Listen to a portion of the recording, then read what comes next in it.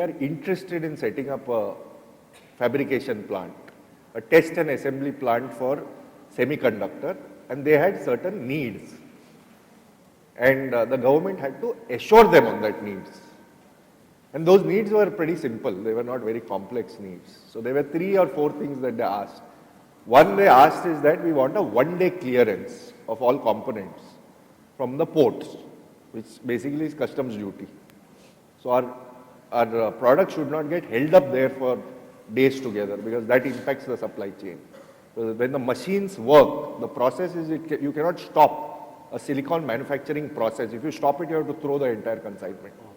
Entire manufacturing goes for a waste. It's like, manufacturing petrol. You can't stop a refinery. If you stop it, the entire process is wasted. So they asked for one-day clearance. Second thing that they asked was 24/7 by 365 assured power supply. Because the challenge in power is that in India, the state government can decide to cut off your power, or in Maharashtra it is called MERC, Maharashtra Electricity Regulation. They can decide, or someone else can decide to do anything with your power. So they asked for that guarantee that power is available. And third they said is, we want your help in identifying a place or a land which has very low dust pollution. Because to set up a foundry, you need a place which has lower dust. They of course put up the industrial filters to further lower it down. So I think the third one was not as big as an issue as the first 2. They were not, this was 10 years ago. They were not willing to commit that they could give one-day clearance and clean water and power. So for a manufacturing company, especially electronics, you require large amounts of clean water. You require large amounts of power, and you require, clean air to manufacture. So these become very critical. So these days, I think a lot of, government officials understand what is the challenge of manufacturing and are interfacing with various companies positively. I think that will lead to the statement that I earlier made, that manufacturing will succeed. Perspectives have changed dramatically, and as I was saying, markets are driving those perspectives.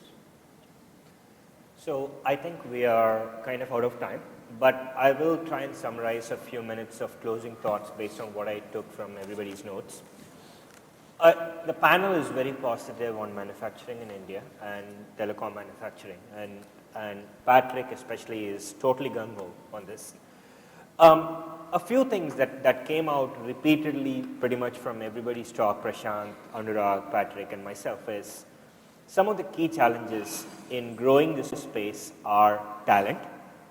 There is a shortage of talent which has the capacity to take risks, be entrepreneurial, kind of like a movie director mode, right, where you have to put investments up front and not know what's coming out.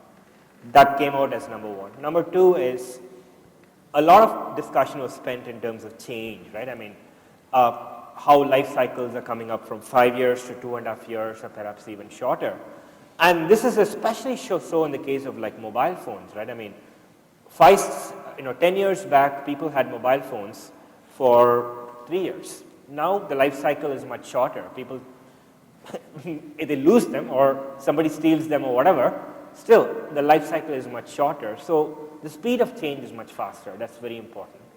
And last but not the least is a sense of optimism that large companies with large ecosystems like the size of Cisco would emerge out of India. And with that, I will close the panel. Thank you. Thank you so much.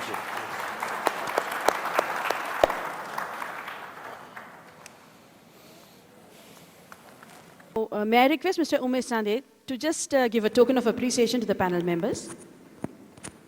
Mr. Shiva Ramamurthy. Ladies and gentlemen, please put your hands together. Mr. Patrick Matthews. Mr. Anurag Deshpande. And Mr. Prashant Bora.